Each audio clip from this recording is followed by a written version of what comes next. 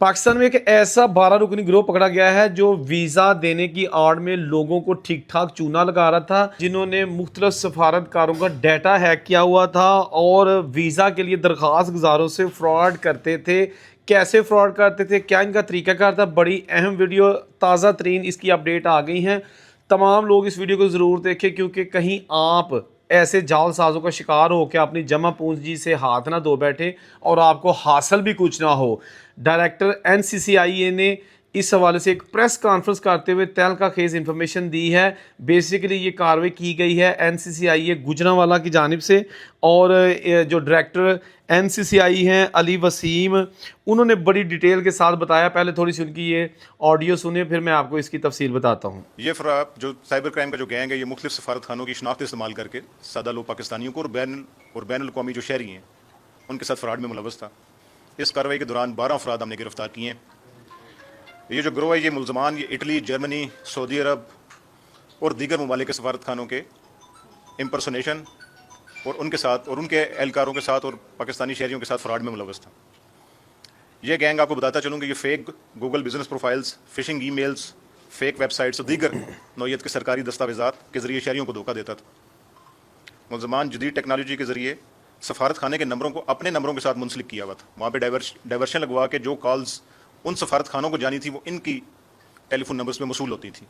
इसी तरीके से इन्होंने सफारत खानों से मिलती जुलती वेबसाइट्स बनाई हुई थी जिसपे अपने व्हाट्सएप नंबर इंस्टॉल किए हुए थे, जिसके ज़रिए लोगों का इस्तेसाल किया जाता था और फेक सफारत खाने के एहलकार बन के उनके साथ फ्रॉड में किया जाता था। इस कार्रवाई के दौरान हमने बेशतर मोबाइल डिवाइसेस, दीगर devices, fake Google business profiles, phishing जी, तो डायरेक्टर साहब ने जो फरमाया उसमें कहा गया है कि जी गिरफ्तार ये जो लोग हैं इन्होंने सऊदी अरब, जर्मनी और इटली के सफारत खानों के डाटा तक रसाई हासिल कर रहे थे। मुलजमान ने मुबैना तौर पर सफारत खानों के नंबर्स हैक करके अपने नंबर्स पर डाइवर्ट कर रखे थे कि अगर आप ओरिजिनल नंबर पर उनकी नंबर पर कॉल करते हैं तो उनको कॉल डाइवर्ट करके ये इस नेटवर्क तक चली जा रही थी, जो कि जदीद तरीन टेक्नोलॉजी का इस्तेमाल ये लोग कर रहे थे।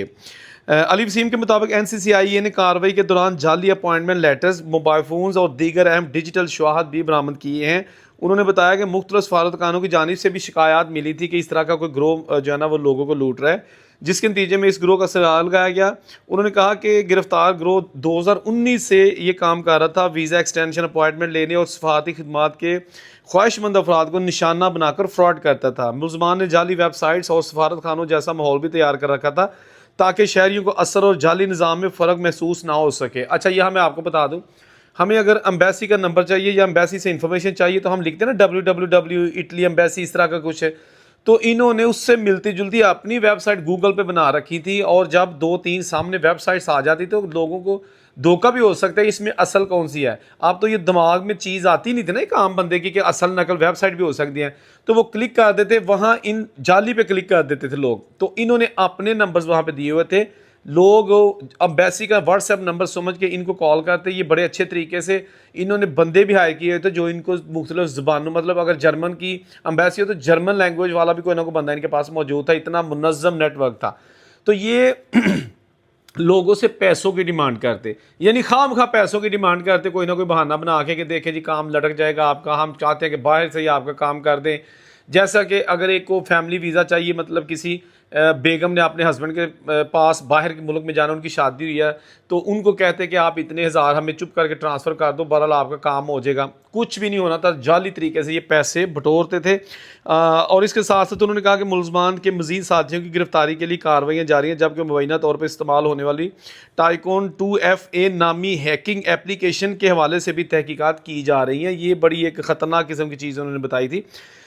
उन्होंने मज़ीद बताया कि कॉल सेंटर्स की निगरानी और तहकीकात के लिए तमाम मुतल्लिका इदारों और स्टेक होल्डर्स पर मुश्तमिल जॉइंट टास्क फोर्स कायम की जा रही है ताकि साइबर फ्रॉड के बढ़ते हुए वाक़यात को रोका जा सके। अंदाज़ा करें आप कि पूरी दुनिया में फ्रॉड हो रहा है, तो उसके ताने बाने जो है ना, अक्सर ऐसा होता है कि पाकिस्तान में से मिलते हैं, यहाँ पर वो जालसाज बैठे होते हैं जो यहाँ बैठ के या तो बाहर के मुल्कों में कॉलें करते हैं और उनसे पैसे बटोरते हैं। जैसे भी है पाकिस्तान इंडिया जो है ना, इन कामों में जो फ्रॉडिये हैं ना, ये उनकी जन्नत बना हुआ है। गो के हमारे अदारे पूरी तरह इनको पकड़ने के लिए हर वक्त चौकस रहते हैं।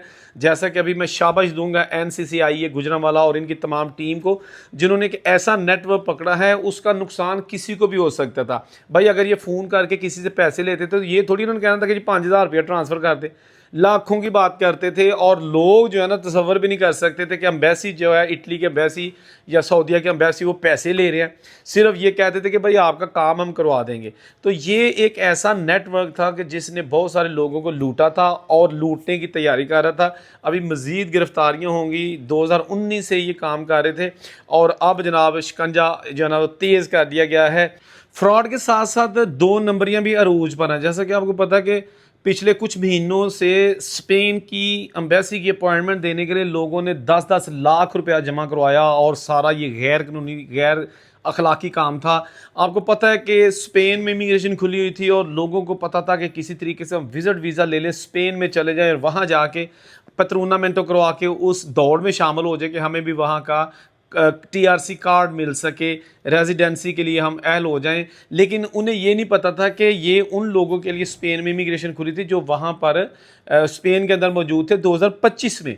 2026 में जाने वालों को इससे कोई फ़ायदा नहीं हो सकता था, लेकिन उसके बावजूद लोग एजेंटों को भी 40-40 लाख रुपया दे के उसके बाद जब अपॉइंटमेंट की बारी आती वहाँ भी भारी रकम दी है। और इस हवाले से सॉरी टू से मुझे थोड़ा गिला है कि जी हम जो हमारे अदारे मुतलका उन्होंने ये जो ग्रोथ है, पैसे लेने वाले, पैसे लेके जल्दी अपॉइंटमेंट देने वाले, इनके खिलाफ कोई खातर खा कार्रवाई नहीं की। अगर की भी होगी तो हम तक उसकी कोई इन्फॉर्मेशन नहीं है। बहरहाल जो चीज़ अच्छी होती है हम उसको अच्छा कहते हैं। जहां हमें पता है कि यहाँ पे थोड़ी सी बेहतरी की ज़रूरत है तो हम वो भी कहते हैं। तो अभी जिस तरह NCCI बहुत अच्छा काम कर रही है साइबर क्राइम के वाले से, और बड़ा अच्छा लगता है कि जब इस तरह के ग्रोह पकड़े जाते हैं जो आम यानी हम जैसे लोगों को फ्रॉड करके इन्हें तसव्वुर भी नहीं होता कि हम किस ग्रोह के हत्थे चढ़े हुए हैं और अपनी दिहाड़ी ला के साइड पे। तो ये लोग कॉलें करते थे, उसके बाद फिर मज़ीद पैसों की डिमांड करते रहते या फिर उनको फिर बाद में ब्लॉक कर देते या उनका कॉल सुनना जो है ना उनकी कॉल सुनना बंद कर देते थे। तो अब पकड़े जा चुके हैं। देखते हैं इसमें कौन कौन से नए लोग शामिल होते हैं और किन लोगों को सजाएं मिलती हैं। मेरा हमेशा ये स्टैंस रहा है कि जी NCCI और FIA ये जो भी काम करते हैं, इनके सारे जो बड़े ऑफिसर्स हैं इंतहाई मोतबर हैं और इनकी कोशिश होती है कि इंसानी स्मगलिंग को रोका जा सके। इनकी कोशिश होती है कि जो जाली फ्रॉड और इस तरह की चीज़ें करते हैं उनको रोका जा सके। हाँ, इनमें भी कोई ना कोई निचले लेवल पर कोई करप्ट बंदा हो सकता है, लेकिन हम उसकी भी निशानदेही करते रहते हैं और ये लोग खुद एहतसाबी का अमल भी करते हैं। ये अदारे अक्सर आपने देखा होगा कि FIA को जो बड़े हैं वो इनामात भी देते हैं अच्छी कारकर्दगी करने वालों को, लेकिन जो बुरी कारकर्दगी करते हैं उनको टर्मिनेट फ्राम द सर्विस या सस्पेंड फ्राम द सर्विस, इस तरह की चीज़ें भी सामने आती रहती हैं। तो अल्लाह करे ये जालसाज इनसे जान छूटे ना तो गर्भ बेड़ा होए ਜਿਹੜੇ ਲੋਕਾਂ ਨੂੰ लुटते हैं। खा बेनजीर इनकम सपोर्ट प्रोग्राम हो, या जी आपका इनाम निकल आया है, या जी आपका पार्सल आया है, या जी आपका ये ट्रैफिक चलाना है इसको पे कर दे, या फेसबुक पे जालसाज मुतरक है जाली फ्रेंड रिक्वेस्ट सेंड करते हैं, फिर साथ ही उसका नंबर मांगते हैं, फिर कहते हैं जी मैं तेरे कुछ पैसे भेजने ने, मेरे पास पैसे हैं, मैं घर वालों को भेजूंगा तो वो सारे उड़ा जाएंगे, आप रख लो। तो वो कहता है जी ठीक है भेज दो। फिर ये जाली स्लिप उसको भेजते हैं और कहते हैं कि जी आपको 2 दिन बाद ये पैसे मिल जाएंगे 10 लाख रुपया। आप 2 लाख रुपया इस्लामाबाद एक बंदा आपको कॉल करेगा, अपने पास से उसको ट्रांसफ़र कर दो, 10 लाख परसों तो आपको मिल ही जाएंगे। अब लालची लोग आ जाते इस बात में कि हाँ बात तो ठीक है, चले मैं 2 लाख कर देता हूँ। तो वो 2 लाख गया, 10 लाख तो आनी नहीं सारी ज़िंदगी, वो तो जाली ट्रांजैक्शन थी, वो 2 लाख या 4 लाख गया। ठीक है ना। इस पर अलग वीडियो ऑलरेडी मैं बना चुका हूँ। जहाँ रहे खुश रहे, औरंगज़ेब को इजाज़त दीजिए। अल्लाह हाफ़िज़।